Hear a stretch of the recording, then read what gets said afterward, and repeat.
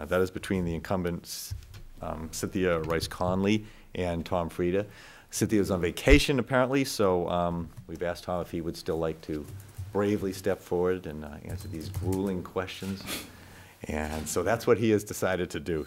Cindy did, I believe, film a separate segment that will be on public access for this to express her views. But what we'll do is the same format that we've had. We have the press here. They will each ask you one question. We may have a question or two from the audience. It's a little sparse right now. But Tom, why don't you first give us a little overview of what you're all about? All right. I've been a Londonderry resident since 1998. I'm married. I have 3 children who all attend the Londonderry Public Schools. I'm currently the chairman of the Budget Committee for the town of Londonderry. I've served on that for 3 years. Also, I've been on the planning board for 2 years. I just recently resigned in October of last year.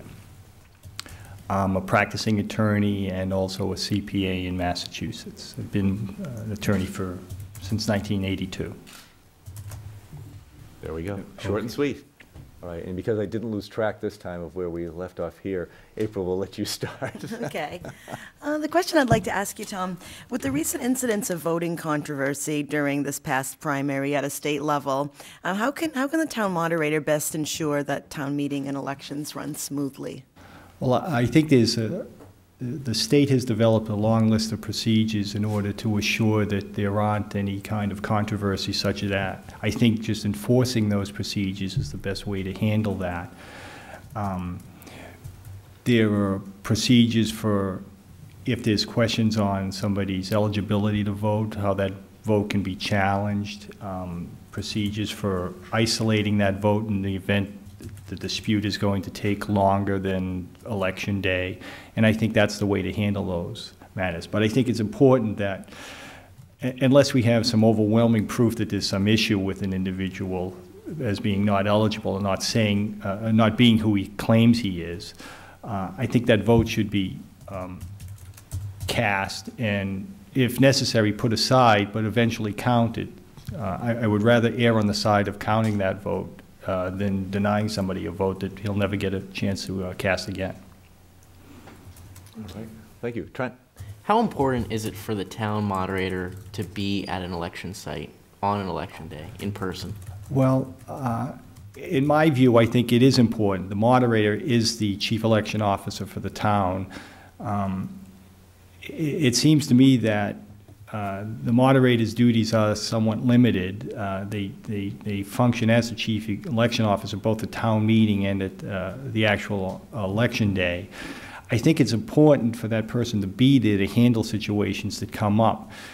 The moderator is generally the person who can, by statute, and the only person who has the authority to make decisions regarding disputes as to where people are going to put campaign signs, other electioneering issues, access to voting booths, and as such, without the moderator being there, we have an assistant that will be appointed or a moderator pro tem that will be appointed.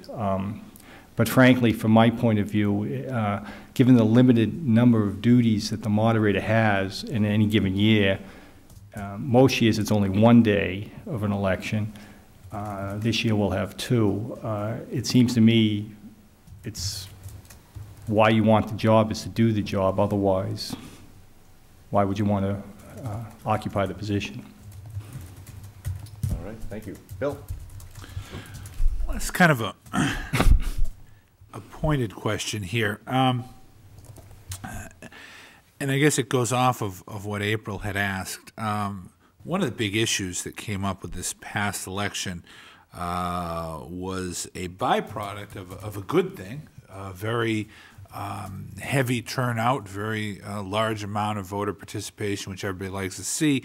The issue came up of some towns running out of ballots, some towns thinking they might run out of ballots.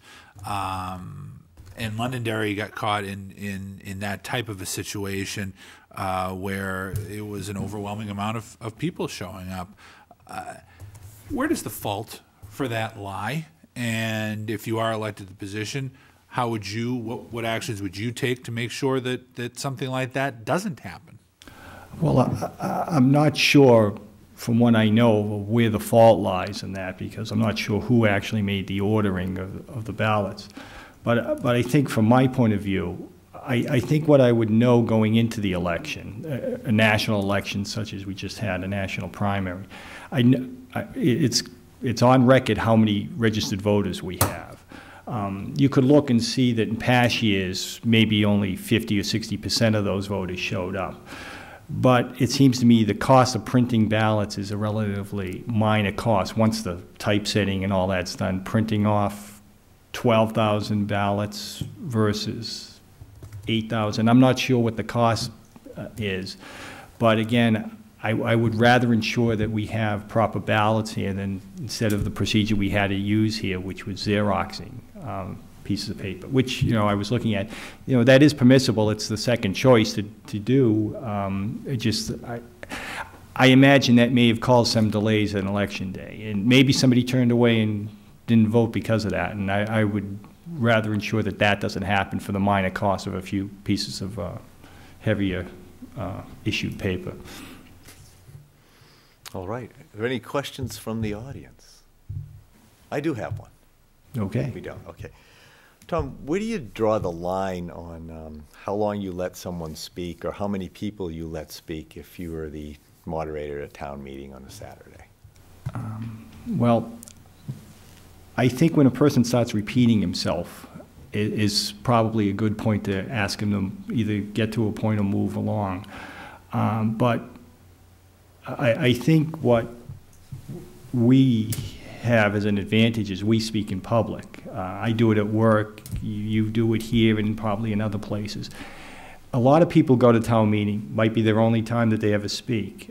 So I'm more willing to give them a little bit more time to have their say. It comes around once a year, and I know that there are certain people at town meeting who are very expert at the rules of the meeting and can move things along to suit their purpose. I would like to see that not happen. I was looking at a back copy of a report, of the town report, a couple of years ago, back in 2005, and as we've all spoken the other candidates forums there, the town budget was quickly voted through without limited discussion. But back in 2005, a citizen did ask a question. She came up and made the appropriate, approach to the microphone and said, I think the budget should be reduced by 5%. And a member of the budget committee got up and just told her, well, where do you want to cut it? And my sense of that was that she may have felt uncomfortable approaching public speaking and maybe intimidated by a member of the budget committee. And when she didn't respond, they then moved the question through, and we spent probably $30 million in a second. Now, I happen to think that that lady has just as much rights to speak as anybody else. And as moderator, I think I would have asked the budget committee member to sit down, and I don't think I would have recognized the motion to move the question at that point until that individual either got a better answer or was allowed to respond. All right. Thank you. Well, this is the shortest session today because you're the only one, and we do appreciate you coming in. Again, this is for a town moderator. It's a 2-year position. It's a 2-year term, and there's one position open, of course, and between Cynthia Rice Conley and Tom Frieda. As I say, Cindy's part that she has filmed will be on later on at Access TV. It won't be mixed with this, I don't believe, but we thank you again, Tom, for spending actually all your day here because you had some questions earlier. And I certainly thank you folks for spending all your day here with me, and expect that Tom will probably take us all out for lunch or something. No, okay, no, we won't do that. We'll go in your car. Yeah, we'll go in my car, which has a flat tire, right? Okay. Thanks once again, folks, and thank you for tuning in. Please remember to vote. The elections are on March 11th in the Londonderry High School gym. I believe they're from 7 a.m. to 8 p.m. And Saturday, March 15th is town meeting. That will be in the